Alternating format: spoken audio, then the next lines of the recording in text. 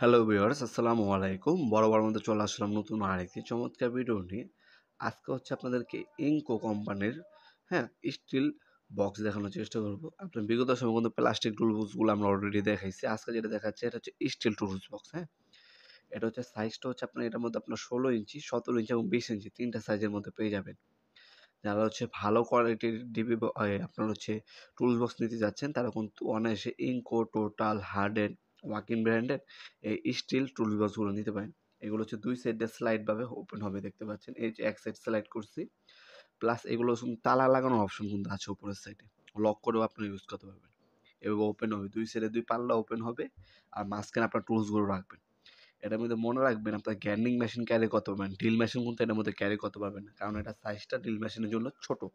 আপনার হচ্ছে screw driver, pipe wrench, সেলার wrench, screw bit, drill bit, আপনার হচ্ছে মেজারিং টুলস, এটিসি সব কিছু কিন্তু ম্যাক্সিমাম জিনিস কিন্তু এটার মধ্যে ক্যারি করতে পারবেন আপনারা। শুধুমাত্র যে ড্রিল মেশিনটা সেটা ঢুকাতে পারবেন, ওটার জন্য আলাদা আপনার বক্স ইউজ করতে হবে। এছাড়া কিন্তু ম্যাক্সিমাম টুলস কিন্তু এটার মধ্যে ক্যারি করতে পারবেন।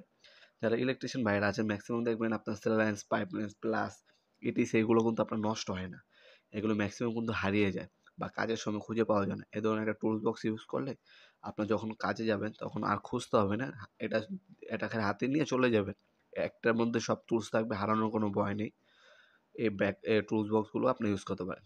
এছাড়াও যাদের বাজেট একটু কম তারা হচ্ছে প্লাস্টিকগুলো ইউজ করতে পারেন। নিউ টিপিআই, ওইগুলো ইন্ডাস্ট্রিয়াল কোয়ালিটি, ওগুলো ভাঙবে না। এছাড়া অনেক হচ্ছে ব্যাগ ইউজ করে। ব্যাগও কিন্তু আপনাদের ২-৩ টা কোয়ালিটি আছে। স্টিলও নিতে পারেন, প্লাস্টিকও নিতে পারেন এবং ব্যাগও কিন্তু নিতে পারেন। ৩ টা কোয়ালিটি আমাদের কাছে আছে।